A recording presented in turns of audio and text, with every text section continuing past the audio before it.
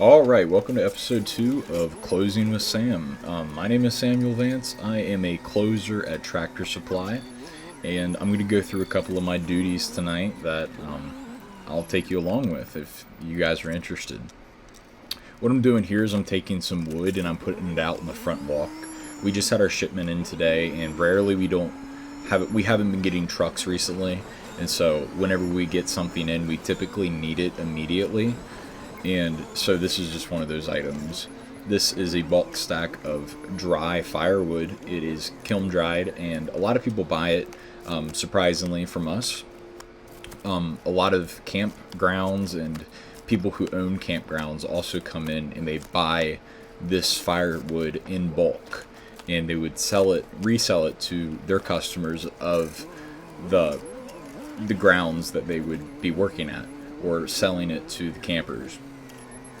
What I'm doing here is I'm stacking the bulk stack right back onto the old pallet in order to give it some more structural support.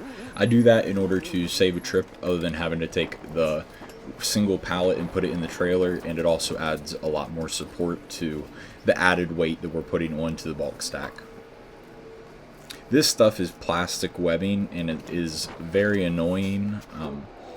It gets tangled up on everything, but they use it in order to secure the wood in transport in order to make sure it's structurally sound in one piece. And I'm going to go ahead and shove that behind my seat and head right back here. I was going to throw it in the dumpster, but I came across this pallet that was left out there, and it had some trash on it, so I decided to go ahead and collect that while I was out there for the night and get it done before having to do it later in the dark.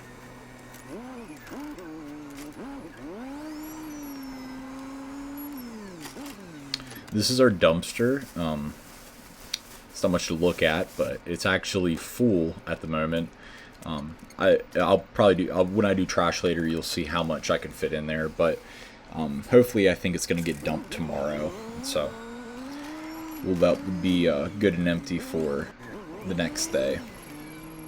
While I was out there, I got called out for a loadout, and I decided to film it a little bit. This is a 16-foot Tartar gate, and they had ordered it, and typically when I'm loading out a gate, I either just carry it by hand. It looks very impressive because it's not as heavy as it's heavier. It's not as heavy as it looks, but it looks very heavy.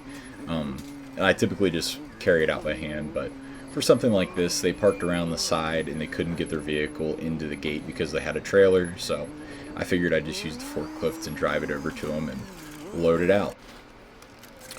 Once that loadout was done, I can go ahead and take the forklift and put it back inside, put my handy board down. We use that board in order to cover up the sensors so that we can open and pry open the gate, electronically pry open the gate, because our door closer is actually broken. Our remote doesn't work for some reason, so instead of it automatically closing on us, we just put it there in order to not lock ourselves out or bother another team member to come out and try to unlock us and so forth. Right now I'm taking out trash. This was the leftover trash from last episode. If you guys were watching last episode, if you guys haven't seen it yet, go check it out in the channel. But we had accumulated a good amount of trash by the end of the evening, and then it got too late to take it out. So this is just me getting the back room cleaned up and make sure that everything is out of the way and as organized as possible in order to have an open and free atmosphere to work in, so that I'm cluttered free and everything looks nice. When organizing, I've found that it's much easier just to get everything out of the way and decluttered, and then put things back as you want to and you want to organize them. I'm not a very good driver, as you can see. But it's much better just to get everything out and then put everything back in as you need it. Right here we got some sweet feed. I need to put that out for this evening. Before this recording, I actually put out 6 or 7 bulk stacks. But I didn't want to put that on camera because I didn't want to show customers or anything. But those bulk stacks are typically what go out on the floor and people buy from them, and then you have to restack them by hand and use the pallet jack. This is a customer who needed propane. I went out and I helped them, and their dolly actually had a problem. This customer, while I was filling propane, he ran inside and he had gotten a extra wheel, and he fixed his dolly by the time I was able to fill his tank. I believe he did a pretty good job on doing the repair on the field, but the dolly worked after that, surprisingly. Alright. As you guys can see, I came out just to help the one customer with propane, and then a couple of other customers tagged along and saw that I was filling propane, and so they came with their tanks. Typically this happens, I don't know why it happens, but it's always usually the way it goes. Once you go out, fill one propane tank, usually there's a line that accumulates, and honestly I prefer it that way, because instead of having to go inside and come back out to do propane and get everything unlocked again, it's a lot more convenient just to be able to do it all at the same time. When I started at Tractor Supply, I actually had to get certified to do propane when I started, and I'm glad I did it, but every once in a while, it is an extra amount of work that you have to do. If you're in the middle of something, or if you're doing something important and you're the only one on staff that is certified to do propane, you pretty much have to drop what you're doing in order to help that customer, which is what you should be doing, but sometimes it can be inconvenient. But at the end of the day, sometimes it's nice.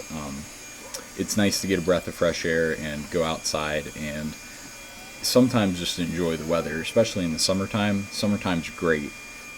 To be able to go outside, especially if you're working in the back room all day. It can get hot, and just being able to be out there and talk with customers and take a second and just have a good conversation, it's really nice to be able to do propane.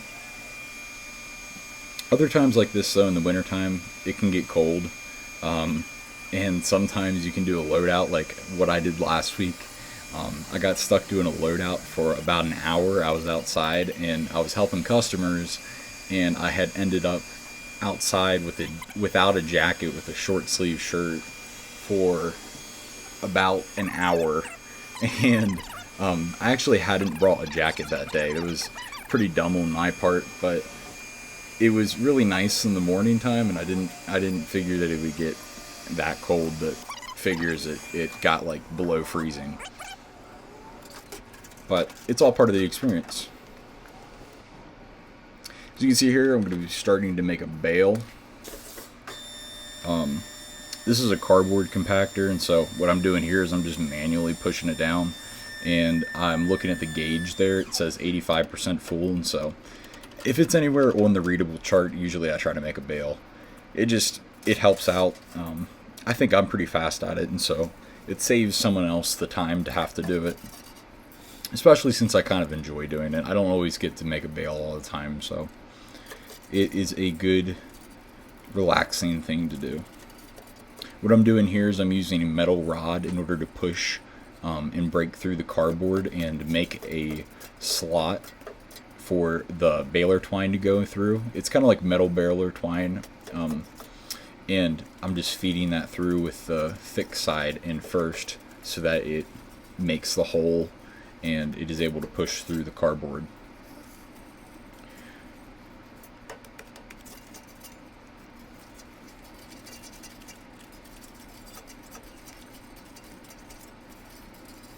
Then once I get done on this side, I'm going to go ahead and go around back and make sure I can put all these through the bottom. Typically the bottom you don't really have to poke a hole through in order to get the cardboard out of the way. Most of the time it's like a metal slot, and there's not really a way that cardboard can get down there. Obviously there's exceptions, like sometimes you have to put the metal rod in there and try to poke the cardboard in order to get the hole through, but other times it's pretty self-explanatory. You just put it through, and most of the time it goes well. This is the way I've always tied baler twine, especially at Tractor Supply. This is how I was taught. You just put it twice through the eye and then once through the new 2 holes that you made, and you just put the excess right back. into the cardboard so that it's out of the way. I don't know if this is the most efficient way, but this is the way I was taught, and especially for the time, it works, and it doesn't take a whole lot of time. And you got to look at the opportunity cost. You could be doing something else with the time that you're spending, and so if you're doing something, you pretty much just have to do it the most efficient way in order to keep everything going and get to everything you need to do at the end of the day. Then what I'm going to do is I'm going to manually enter the baler and tell it to go up and put the hook on it back there. That hook will raise a platform under the metal and it will push the bale out manually. If you don't put that hook on there, it's pretty much impossible to get the baler to go back down, and so you have to either do it manually by getting the forklift in there and try to get the bale out, or figure out a way to get that hooked up over that hook so that you are able to get the bale out of the baling machine. Then I'm going to go ahead and stick it in our trailer. This is a new addition. We didn't always have a trailer, but ever since we've started having pallets and bales of stuff getting stolen, we usually keep our pallets locked up in a trailer. It's not that bad to have a couple of pallets missing every now and then, but especially if you're having 10 plus pallets or so missing for a single customer, that can be devastating because we sell it back to the company that sells it, and then there's a profit margin. Then we use those same pallets for new stacks in the future. Right here, we're taking in the mini go-kart. Not the mini go-kart. We used to have a mini go-kart, but we actually sold it the other day. This is the mini bike, and we have to take it in every evening just to make sure that it is secure. We used to have to take the Jeeps and the ATVs in, but we don't have to take them in anymore since they have the wheel lock on them. Right here you can see that I'm folding clothes, which is very rare for me. I never fold clothes, but I had ran out of things to do, and so I felt productive, and I was just want to organize this area over here a little bit. I had my pick list done. I had gotten, at this point, 7 bulk stacks out on the floor. We had enough people doing gura out in the sales floor and helping customers, and so I just figured that I'd go in the clothing department and see what I could do about getting everything organized. Normally it's not a big priority to get everything organized, but it definitely makes the store look a lot better, and the image of Tractor Supply is pretty important in the long run, and it is often overlooked. And so I usually try to make everything clean about as much as I can. People ask all the time whether or not the men's clothes or the women's clothes are typically messier. It's a process, and usually they're both about the same messiness. It all needs maintenance, and it all needs to be kept up on. But speaking of being kept up on, this is the dog wash that was cleaned last episode. This is the next day, and if I told you that, you probably wouldn't believe it. The dog wash usually gets pretty dirty like this. Today we had 10 dogs in the dog wash, and so there was a lot of dogs, and we were pretty short staffed, so we weren't able to clean the dog wash in between dog uses. And so it got pretty built up, and here you can see how much hair we had just on the table, especially on the walls. The walls were really bad this evening. But get all those sprayed down and then taken out of the room so that you're able to work on the floor without having to work around anything.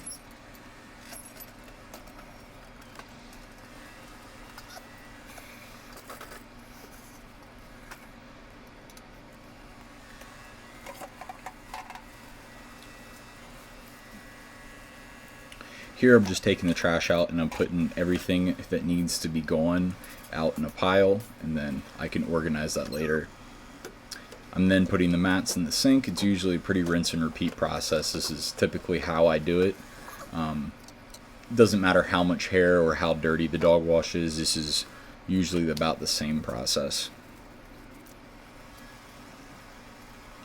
People often ask whether or not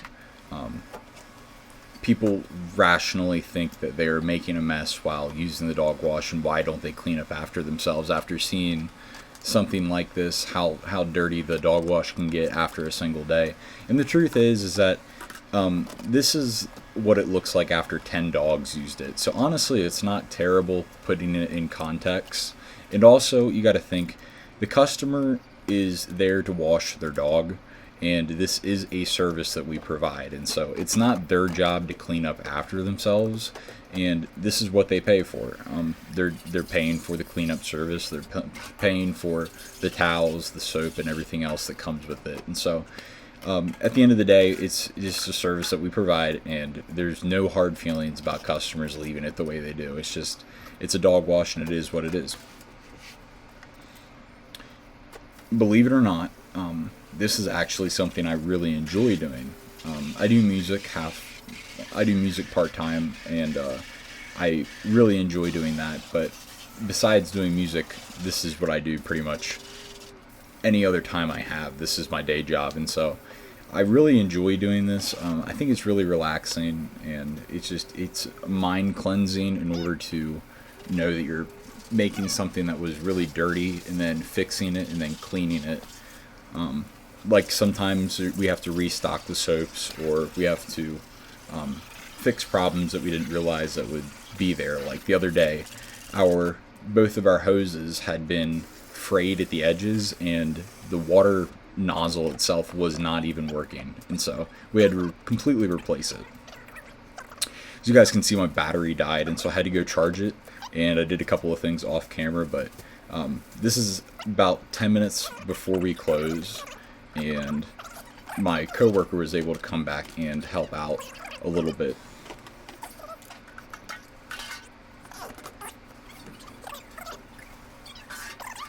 Here I am just putting all the mats back and everything. As you guys can see, the lights turned off, and that automatically turns off when the store closes. We have manual ability to turn the lights back on, but as far as the lights turning off, it's on a timer, and sometimes it's good. It kind of tells the customers, like in a subtle way, hey, we're closing, and so we don't really make an announcement or anything, and it just kind of happens. And so it's just kind of a subtle way in order to let customers know that you probably should check out. But yep, there we go. We've finished the dog wash, day 2, and then here I am starting the bathrooms. I was able to have some help in the bathrooms, which isn't typical, but it is always appreciated.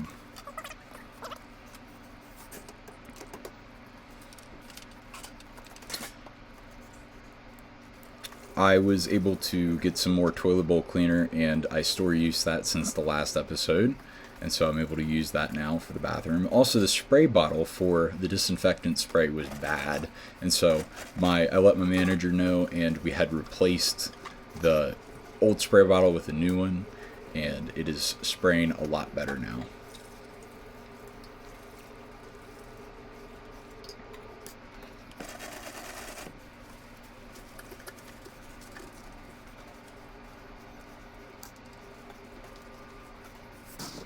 Alright, so this is about the end of the episode, so thank you guys so much for watching. If you guys enjoyed, please like and subscribe. This isn't typically the same amount of content or same kind of content that I put out, but if you guys enjoy it, please let me know. If you guys have any questions, I'll make sure to address them in the next episode. But till then, my name is Samuel. Thank you guys so much for watching.